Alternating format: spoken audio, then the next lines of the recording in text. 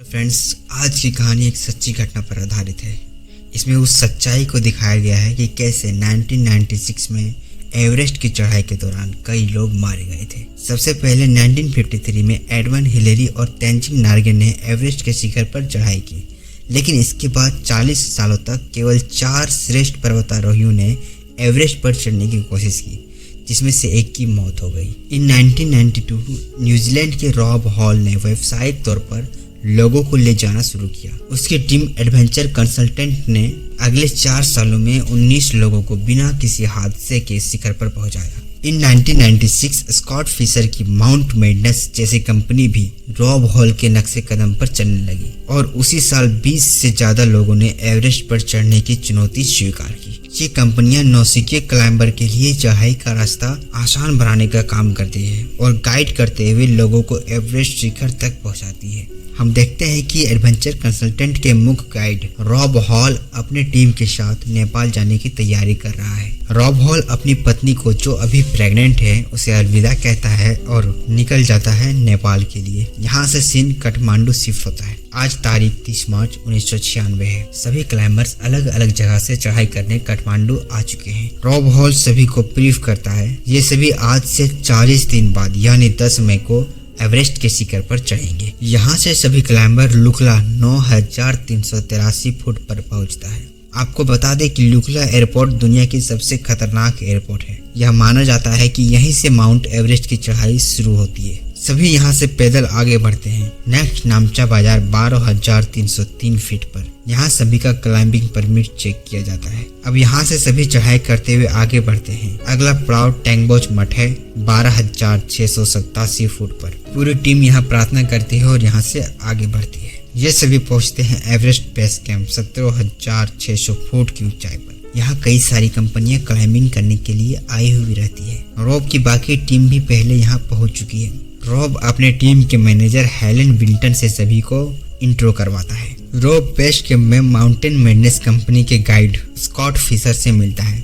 Scott Fisher की team भी 10 मई को ही एवरेस्ट शिखर पर चढ़ाई करने वाली है। नेक्स्ट, रॉब अपने सभी क्लाइंबर को अपने टीम डॉक्टर से मिलाता है। वह बताती है कि एवरेस्ट पर ऑक्सीजन कम हो जाता है, जिससे एटमॉस्फेरिक प्रेशर घट जाता है। आपको अपने शरीर को हवा के कम दबाव को झेलने के लिए तैयार करना होगा और यहाँ के क्लाइमेट के हिसाब से खुद को ढालना होगा, क्योंकि ऊंचाई बढ़ने के साथ साथ ठंड भी बढ़ती जाती है, जो आपकी खून को भी जमा सकती है। और आज से ही सभी क्लाइंबर का ट्रेनिंग शुरू हो जाती है। पूरी टीम धीरे धीरे आगे बढ़ती है और जब ये थक जाते हैं तो वापस बेस कैंप लौट जाते हैं। रास्ते में ये सबसे पहले खुम्बू आइसफॉल को पार करते हैं, जिसे एवरेस्ट के खतरनाक चैलेंजिंग में से एक माना जाता है, क्योंकि खुम्बू आइसफॉल मूव करते रहता है। यहाँ की दरारें इतनी गहरी है कि आपको इसकी तह तक नजर नहीं आएगी। रॉब बताता है कि इसमें अभी तक 19 लोग गिरकर मर चुके हैं और इसी तरह इनका ट्रेनिंग चल रहा होता है। सभी अगले पड़ाव यानी कैंप 1 19,500 फीट तक पहुंच जाते हैं।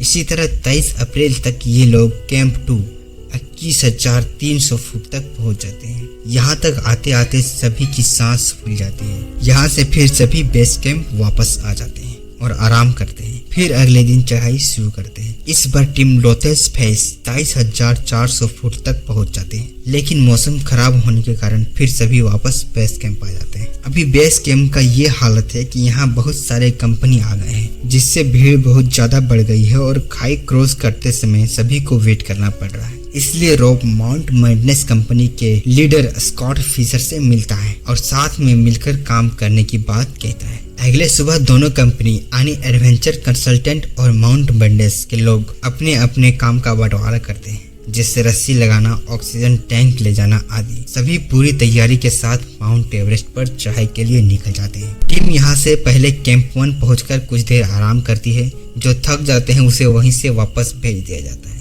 बाकी आगे बढ़ते हैं और कैंप 2 तक पहुंचते हैं। फिर थोड़ा आराम कर यहाँ से भी आगे बढ़ जाते हैं। इसी तरह रास्ते के हर मुश्किलों को पार करते हुए ये कैंप 3 24,000 फुट तक पहुंच जाते हैं। तभी बेस कैंप से हेलन रॉब को मौसम खराब होने की जानकारी देती है, जिस पर रॉब कहता है कि यहाँ मौसम का कोई अनुमान नहीं होता। पहाड़ अपना मौसम खुद बनाते हैं। मौसम अभी साफ था, इसलिए ये आगे की चढ़ाई जारी रखते हैं और कैंप 4 26,085 फुट की ऊंचाई तक पहुंच जाते हैं। यहाँ हवा काफी तेज चल रही होती है, इसलिए सभी ऑक्सीजन लगाकर आराम करते हैं। आज तारीख 10 में है और समय रात के 12 बजे है। हवा रुक गई है और मौसम साफ है। रॉब साफ मौसम को देखते हुए अपने और स्कॉट फिशर के टीम के साथ आगे बढ़ते हैं ताकि 2 बजे दोपहर तक सभी वापस आ जाए। रॉब कहता है कि मौसम भी हमारा साथ दे रहा है और यही सही मौका है, अभी नहीं तो कभी नहीं। सभी एवरेस्ट के शिखर के लिए यहाँ से आगे बढ़ जाते हैं, जबकि स्कॉट फिशर यहीं रुकता है क्योंकि वह अभी अभी आया था और वह पूरी तरह थक चुका था, इसलिए वह थोड़ा आराम करके आगे बढ़ेगा। समय सुबह 4 बजे है। सभी दपाल खौनी 27,600 फीट तक पहुंच चुके हैं। यहाँ टीम के एक क्लाइंबर पैक वेदर के आंखों में कुछ समस्या आ जाती है और उसे धुंधला दिखने लगता है, जो कि कुछ साल पहले उसके आंखों का ऑपरेशन हुआ था। रॉब उसे नीचे जाने के लिए कहता है, पर बेक वापस नहीं जाना चाहता। वह वहीं थोड़ा देर आराम करेगा और फिर चढ़ाई करेगा, पर बाकी की टीम वहां से आगे निकल जाती है। अब टीम साउथ स्टेज तक पहुंच चुका है, पर यहाँ से आगे रस्सी नहीं बंधी हुई होती है, इसलिए पहले टीम वहां से रस्सी बांधते हुए धीरे धीरे आगे बढ़ती है। पर इसमें समय बहुत ज्यादा लग रहा है और धीरे धीरे ऑक्सीजन भी कम हो रहा है, इसलिए कुछ लोग यहाँ से वापस लौट जाते हैं। कुछ देर बाद रस्सी लग जाती है और सभी आगे बढ़ते हैं। रॉब कहता है कि मैं यहीं रुकूंगा जब तक पैक वेदर ना आ जाए। बाकी टीम यहाँ से आगे बढ़ती है और 1 बजे दोपहर तक एवरेस्ट शिखर पहुंच जाती है, लेकिन अब सब पूरी तरह थक चुके थे। पीछे से रॉब भी 2 बजे तक यहाँ पहुंच जाता है, लेकिन पैक वेदर अभी भी वहीं पर बैठा है। अब टीम के केवल 2 ही लोग रास्ते में थे, जो आंखों की समस्या के कारण वहाँ रुक गया था, और दूसरा डग हैंसन, जो थकावट के कारण पीछे हो गया है। इधर जो पहले एवरेस्ट पर आए थे वापस लौटने लगता है। रास्ते में रॉब को डग हैंसन मिलता है। रॉब उसे वापस जाने के लिए कहता है, पर डग कहता है कि ये मेरा आखिरी मौका है, इसलिए मैं किसी भी तरह एवरेस्ट पर पहुंचना चाहता हूँ। रॉब उसकी सहायता करता है और वह डग को लेकर फिर से एवरेस्ट के शिखर पर जाता है। एवरेस्ट के शिखर पर पहुंचने तक डग पूरी तरह थक चुका था। अब उसे एक कदम चलने की हिम्मत नहीं थी, फिर भी रॉब डग को हिम्मत देता है और वे खिसकते हुए नीचे उतरते हैं। इधर हम बैग को देखते हैं, जो वहीं बैठा था। अब वह ठंड से जम गया है। उसके पास एवरेस्ट से वापस आ रहे माइक और कुछ टीम के लोग पहुंचते हैं। माइक बैग को सहारा देकर वहां से नीचे उतारता है। हम देख पाते हैं कि धीरे धीरे मौसम खराब हो रहा है और काले बादल छाने लगे हैं। शिन फिर से रॉब के पास जाती है, जहां डग पूरी तरह बेजान हो गया है। रॉब उसको खींचता है, उठाता है, पर डग को हिलने की हिम्मत नहीं होती और अब दोनों का ऑक्सीजन भी खत्म हो गया है और ऐसे मौसम में उसके पास कोई ऑक्सीजन भी लेके नहीं जा सकता।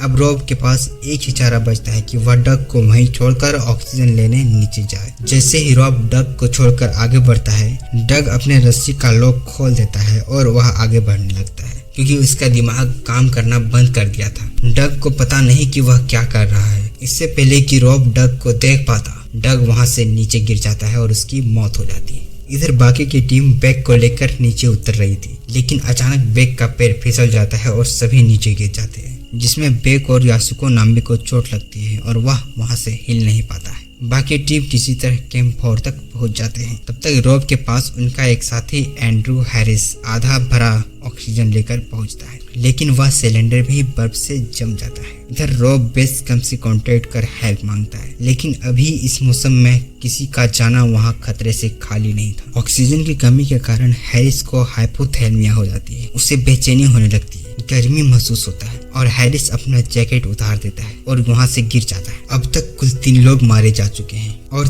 3 लोग अभी भी रास्ते में फंसे हुए हैं, जो लगातार मौत से लड़ रहे हैं। इनमें सबसे ऊंचाई पर रॉब है, उसके बाद बैग और यासुको नाम्बे। अब सुबह हो जाती है। बेस कैंप से लगातार रॉब को कांटेक्ट करने का प्रयास किया जा रहा है। रॉब यहाँ पूरी तरह जम चुका है। वह बेस कैंप को हेल्प के लिए किसी को भेजने के लिए बोलता है, लेकिन अभी रॉब इतना ऊंचाई पर है जहाँ जाना किसी के लिए असंभव है, क्योंकि पूरी टीम थक चुकी है। अब रॉब को खुद ही वहाँ से निकलना पड़ेगा, इसलिए हेलेन रॉब को उसकी पत्नी से बात करवाती है, लेकिन इसका कोई भी फायदा नहीं हो पाता। इधर फिर से हम बैग को देखते हैं, जो होश में आता है और अपने पत्नी अपने बच्चों को याद करता है। वह खुद के आत्मविश्वास को टटोल कर जमा करता है और धीरे धीरे कैंप 4 तक पहुंच जाता है। कैंप 4 से टीम बैग को लेकर कैंप 2 तक पहुंचते हैं, जहां से बैग को चॉपर द्वारा रेस्क्यू कर लिया जाता है, लेकिन उसे अपने हाथ और नाक गंवाने पड़ते हैं। बैग अब अपनी पत्नी के साथ डेलस में रहता है। इस तरह इस चढ़ाई के दौरान कुल 5 लोगों की मौत हो गई, जिसमें रॉब हॉल,